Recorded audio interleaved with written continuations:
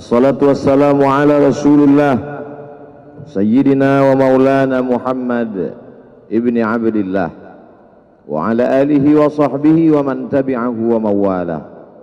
Ashhadu an la ilaha illallah wahdahu la syarika lah wa ashhadu anna sayyidana Muhammadan abduhu wa rasuluhu la nabiyya ba'dah. Allahumma salli ala sayyidina Muhammadin nabiyil ummi wa ala alihi wa sahbihi wa barik wa sallim. Qala Allah Ta'ala fil Qur'anil azim wa huwa asdaqul qailin. A'udzu billahi minasy syaithanir rajim. Ya ayyuhalladzina amanu taqullaha haqqa tuqatih wa la tamutunna illa wa antum muslimun. Wa qala ta'ala fi ayatin ukhra. Ya ayyuhalladzina amanu taqullaha wa qulu qawlan sadida yuslih lakum a'malakum wa yaghfir lakum dhunubakum wa man yuti'illaha wa rasulahu faqad faza fawzan 'azima. Ibadallah, usikum wa nafsi bitaqwallahi wa ta'atihi faqad fazal muttaqun. Hadirin jamaah Jumat yang dimuliakan Allah Subhanahu wa taala. Semua orang senang melihatnya karena dia bersih, karena dia rupawan, karena dia sopan dan santun, karena ayahnya meninggal dan ibunya juga sudah lama meninggalkannya. Orang kasihan melihatnya, maka karena kesenangan hati mereka, mereka sendiri yang memberikan gelar untuknya yang belum pernah mereka berikan kepada orang sebelum dia. Gelar itu bernama Al-Amin, orang yang layak menerima amanah. Amin diambil dari 3 huruf, alif, mim, nun. Dari kata alif, mim, nun muncullah kata amanah. Orang yang mampu menerima amanah disebut Al-Amin. Kita mengatakannya jujur. Lawan daripada amanah adalah khianah. Al-Khain, pengkhianat. Dia tidak berkhianat. Dia adalah seorang yang mampu mengemban amanah dan terpercaya. Maka semua orang percaya kepada dia. Dari alif, mim, nun, juga akar yang sama dengan iman, akar kata yang sama dengan iman, maka iman berarti percaya. Dia adalah orang yang dipercaya karena memang dia mampu mengemban amanah. Kapan kebencian itu datang? Kebencian itu datang ketika dia naik ke atas bukit Safa dan dia berkata kepada semua penduduk Makkah, seandainya aku katakan di balik bukit Jabal Abi Qubais yang besar, gagah, perkasa, tinggi, menjulang ini ada pasukan musuh yang akan menyerang kita, apakah kalian percaya? Semua mereka berkata, shadaqnaka, kami percaya karena memang kami menggelar engkau orang yang dapat dipercaya. Seandainya aku katakan bahwa ada pasukan musuh yang akan meluluh lantakkan, menghantam, membunuh kita, apakah kalian percaya? Mereka menjawab, shadaqnaka, kami percaya. Seandainya aku katakan bahwa aku menerima wahyu dari Allah dan aku diperintahkan Allah untuk mengabarkan kepada kalian yang baik-baik akan masuk surga, yang jahat-jahat akan masuk neraka, percayakah kalian? Disitulah perlawanan datang, bukan dari orang lain, bukan dari musuh, bukan dari lawan. Perlawanan itu datang dari saudara kandung, dari ayah kandung yang masih ada hubungan darah. Tabban laka ya Muhammad alihadza jama'tana, celakalah engkau Muhammad, apakah hanya untuk ini saja kau kumpulkan kami hari ini? Allah membelanya, langsung Allah membelanya. Dia tidak membela dirinya, tapi Allah mengatakan tabbat yada abi lahabi wa tabba ma aghna anhu maluhu, hartanya tak ada berguna, wa ma kasab, hasil usahanya tak mendatangkan manfaat. wa imra'atuhu hammalatal hatab, istrinya menjadi pembawa kayu bakar, simbol dari adu domba, kata-kata yang membuat menyakitkan hati yang dibawa oleh Ummu Jamil istri Abu Lahab untuk menyiksa, menjelekkan, membuli, menebarkan berita untuk membunuh karakter Sayyidina wa Maulana Muhammad sallallahu alaihi wasallam. Ini bukti kalau hari ini ada anak muda yang rupawan, yang dermawan, yang disenangi lingkungannya, tidak ada orang yang tersinggung, biasa, karena Nabi Muhammad SAW juga pernah mengalami hal itu. Tapi begitu kau katakan, aku tadi malam bermimpi bahwa aku mesti hijrah, meninggalkan komunitas peminum khamar, meninggalkan geng kita yang selama ini bicara tentang yang haram, maka disitulah mereka akan berkata, apakah hanya untuk ini saja kita berteman selama ini? Mana persahabatan kita? Apa yang dialami pemuda-pemuda hijrah hari ini dialami oleh Rasulullah sallallahu alaihi wasallam 14 abad yang silam. Ketika kau berhasil bisnis, orang senang. Ketika kau berhasil membina rumah tangga, tidak ada orang yang tersakiti. Ketika anakmu lucu-lucu dan kau berada di tengah mereka, tidak terusik kepentingan mereka, tidak terganggu ekonomi mereka, engkau adalah sahabat, engkau adalah teman setia. Tetapi ketika kau tidak ikut kemauan manusia, disitulah engkau sedang melantik dirimu sendiri menjadi musuh. Maka Allah kuatkan hatimu. Wa in tuti aktsara man fil ardi, kalau kau ikut kebanyakan orang di atas muka bumi, yudilluka an sabilillah, mereka hanya akan menyesatkan engkau dari jalan Allah subhanahu wa ta'ala. Tapi api itu tidak pernah padam. Kalau dia padam, maka berakhirlah dakwah Islam. Dia terus bergelora, dia terus menyala, dia terus membakar kemunafikan, membakar kemusyrikan, sampai akhirnya embargo pun tiba. Jangan ada yang mau bergabung dengan kelompok Muhammad sallallahu alaihi wasallam. Jangan ada yang mau berkirim makanan, jangan ada yang mau berdagang, jangan ada yang mau menjalin transaksi. Mereka ingin membunuh secara perlahan-lahan. Jangan beli produknya, jangan duduk bersamanya, jangan berteman dengan dia. Kenapa kamu mau berfoto dengan dia? Kenapa kamu mau bergambar dengan dia? Kenapa kamu masih mau mendengar ceramah dia? Adakah orang yang mengalami hal itu hari ini? Adakah ketakutan-ketakutan dari hamba Allah yang mengatakan Allahu Akbar, Allah Maha Besar, tapi takut ditinggalkan kawan, cemas ditinggalkan sahabat? Maka itu pernah terjadi pada kelompok Sayyidina wa Maulana Muhammad sallallahu alaihi wasallam. Kalau pembunuhan karakter tidak berhasil, maka ada yang lebih dahsyat daripada itu. Mereka tawarkan dunia beserta isinya. Wallahi, demi Allah wahai paman, demi Allah wahai Abu Talib, law wada'u syamsa fi yamini wal qamara fi yasari, andai mereka letakkan matahari di tangan kananku, bulan di tangan kiriku, ala atruka hadzal amr, supaya aku tinggalkan dakwah ini, aku tidak akan meninggalkannya. Bujuk rayu mulai tiba. Itu terjadi pada diri Nabi Muhammad sallallahu alaihi wasallam. Kalau kau tidak mempan dimusuhi, kalau kau tidak mempan dirangkul, kau akan dipukul. Kalau kau tidak mempan dipukul, kau akan dirangkul.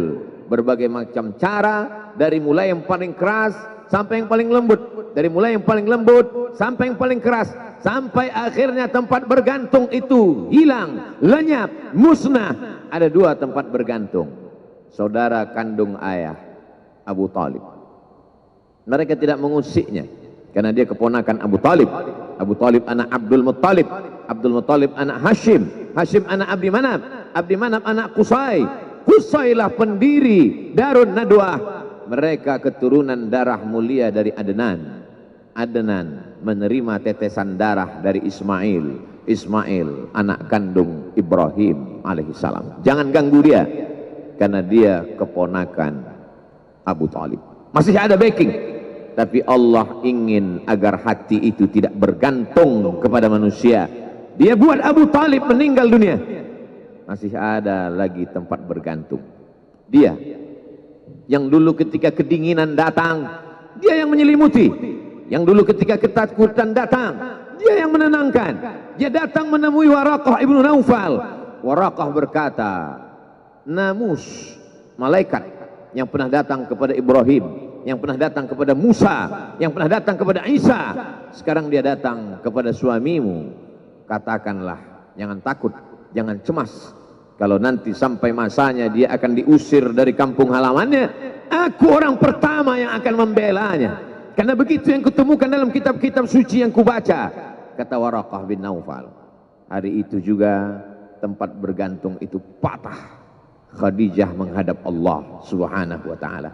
Tak lagi ada makhluk tempat bergantung, tak ada lagi ranting tempat berhinggap, tak ada lagi batang kayu tempat berpegang. Allah ingin agar engkau berserah hanya kepada Dia saja. Tidak ada makhluk. Bersandar kepada makhluk akan kecewa, bersandar pada kayu yang rindang akan tumbang, bersandar kepada benda akan binasa, bersandar kepada sahabat akan berubah menjadi musuh. Bersandarlah kepada Dia, Hayyun Maha Hidup, la yamut, Dia tak pernah mati. Bersandarlah kepada Dia, Al-Aziz yang Maha Perkasa, Al-Jabbar yang Maha Berkuasa. Itu yang diinginkan Allah dari sosok Sayyidina wa Maulana Muhammad sallallahu alaihi wasallam. Dia pergi, sengaja dia pergi berjalan kaki, karena kalau dia pergi menunggang unta, mereka sudah mengintai, dia pasti lari, dia akan pergi ke tempat yang jauh. Sengaja dia pergi berjalan kaki. Lalu kemudian dia pun sampai ke suatu tempat. Dia berharap mereka adalah orang-orang yang lembut akan yang menerimanya. Tapi dia tidak diterima dengan tala'al badru alaina. Dia tidak diterima sebagai ahlan wasahlan. Ahlan, keluarga, kau datang kami sambut sebagai keluarga. Sahlan, mudah, kau datang urusanmu mudah. Ahlan wasahlan. Tapi dia tidak dianggap sebagai keluarga, dia tidak dianggap sebagai sahlan, dia dianggap sebagai musuh. Dia dilempar dengan batu, dia dilempar dengan kayu, dia dilempar dengan tulang onta. Apa yang dia lakukan? Dia bersembunyi di balik bukit, dia angkat kedua tangannya, ilaika ashku dha'fa quwwati, kepada engkau wahawani bainan nas, aku hina di tengah mereka. Kalau dulu aku ada tempat bergantung, ada tempat bersandar, ada tempat mengadu, hari ini hanya engkau saja ya Allah. Datanglah malakul jibal, malaikat penjaga segala bukit di atas dunia. Kau tunjuk mana bukit yang paling besar ya Muhammad, akan kutimpakan kepada mereka. Hati yang luka biasanya akan marah, akan kecewa, tapi itu tidak terjadi pada Nabi Muhammad sallallahu alaihi wasallam. Apa yang dia katakan? Asallah an yukhrij min aslabihim man ya'budullaha wa la yusyrika bihi syai'a. Ya Allah, keluarkan dari tulang sulbi mereka, keluarkan anak cucu mereka yang akan menyembah Engkau. Tidak ada satupun yang akan mempersekutukan Engkau di atas muka bumi ini. Doanya dikabulkan, hatinya susah, pikirannya kacau, tapi lidahnya tidak berkata-kata kasar. Dia doakan agar anak cucu mereka menyembah Allah. 100% penduduk Taif hari ini bersyahadat asyhadu an la ilaha illallah wa asyhadu anna Muhammadan Rasulullah. Doa orang yang teraniaya, doa orang yang terzolimi. Dia berhenti di sebuah kebun. Ada seorang yang bukan terpandang membawakan beberapa ranting anggur sebagai pelipur lara, penghilang haus, pelepas dahaganya. Ketika anggur itu akan masuk ke mulutnya, dia berkata Bismillahirrahmanirrahim, atas nama Allah. Maka hamba sahaya miskin, susah, melarat, perantau yang tak punya apa-apa itu heran. Apa yang kau ucapkan? Bismillah. Kau sebut nama Allah ya. Tidak ada satupun orang di kampung ini kalau makan menyebut nama Allah. Siapa engkau? Aku Nabi yang diutus Allah Subhanahu wa ta'ala. Berarti engkau sama dengan orang yang dulu pernah berada di kampungku. Engkau dari mana? Aku dari Ninawi. Ninawi, ya. Di sana ada saudaraku, kata Nabi Muhammad sallallahu alaihi wasallam. Di sana ada saudaraku, namanya Yunus bin Matta. Yunus bin Matta adalah saudaraku. Sama-sama hamba yang diutus Allah Subhanahu wa ta'ala. Dia juga diingkari oleh kaumnya. Dia masuk ke dalam lautan, ditelan seekor ikan dalam 3 kegelapan. Gelapnya tengah malam, gelapnya lautan, gelapnya perut ikan. Dia berserah kepada Allah. La ilaha illa anta subhanaka inni kuntu minal zalimin. Begitu cara Allah mengingatkan Nabi Muhammad SAW. Apa yang kau rasakan hari ini belum ada apa-apanya dengan apa yang pernah dirasakan oleh Yunus bin Matta. Mendengar itu langsung saja Addas bersimpuh sujud mencium lutut Nabi Muhammad sallallahu alaihi wasallam. Dia tidak mulia, dia hamba sahaya, dia miskin, dia perantau, tapi dia sempat mencium tangan Nabi Muhammad sallallahu alaihi wasallam. Dia sempat menghilangkan dahaga dari leher Nabi Muhammad sallallahu alaihi wasallam. Pertemuan yang berkesan. Biarlah pertemuan itu sekali, tapi sampai ke lubuk hati. Untuk apa pertemuan yang berulang kali, tapi hanya sampai di tepi bibir, hanya basa-basi. Nabi SAW kembali, dia pulang. Di tengah perjalanan dia mendengar, qul, katakan, uhiya ilayya annahu istama'a nafarun minal jin. Ada sekelompok jin. Jin itu berkata, inna sami'na qur'anan ajaba. Kami mendengarkan bacaan Al-Quran ajaba, menakjubkan, ajib. Biarlah manusia menolakmu, biarlah manusia yang aku dan sombong itu tidak menerimamu, tapi ada satu makhluk yang mau menerimamu. Inna, kami dari kalangan jin, sami'na, mendengar, Qur'anan ajaba, bacaan Al-Quran yang mengagumkan, yahdi ila rusdi, yang membuat kami lurus berpikir benar. Betapa jin yang dikatakan makhluk jahat, tapi ketika dia mendengarkan bacaan Al-Quran tersentuh hatinya dan dia bersyahadat, anna minnal muslimun, kami ada yang muslim, wa minnal qasitun, kami ada yang kafir. Yang muslim taharrau rasyada, selalu mencari jalan kebenaran. Yang kafir kanu li jahannam hataba, mereka hanya akan menjadi santapan neraka jahanam. Dia kembali ke kota suci Makkah Al-Mukarramah seperti biasa, sampai akhirnya datanglah malaikat Jibril membelah dadanya, mensucikan hatinya sampai layak. Lalu kemudian dia pun dibawa. Subhanalladzi asra bi'abdihi lailan, maha suci Allah yang memperjalankan hambanya pada suatu malam, minal masjidil haram ilal masjidil aqsa, dari masjidil haram ke Masjidil Aqsa, alladzi barakna haulah, kami berkahi sekelilingnya. Untuk apa? Linuriyahu min ayatina, kami ingin memperlihatkan kepadanya tanda-tanda kebesaran kami. Selama ini dia hanya didengar, azab kubur didengar, neraka jahanam didengar, malaikat didengar. Hari ini kami ingin memperlihatkan tanda-tanda itu kepada hamba kami. Jangan bersedih ketika kau didustakan. Jangan bersedih ketika kau dibunuh karaktermu. Jangan berduka cita ketika tidak ada manusia yang menerimamu. Karena sesungguhnya itu hanyalah cara Allah menguatkan hatimu. Karena dia ingin mengangkat derajatmu, menempatkan di tempat yang terpuji, memperlihatkanmu sesuatu yang tidak pernah dia perlihatkan kepada manusia yang lain. Dia buat hatimu hancur berkeping, agar tidak lagi ada tempat makhluk dalam hatimu. Yang ada hanya Allah semata. Ma fi qalbi ghairullah. Pada saat itu mentalmu sudah kuat, layaklah engkau berada di tempat yang terpuji. Kalau ada orang menyakitimu, jangan berduka.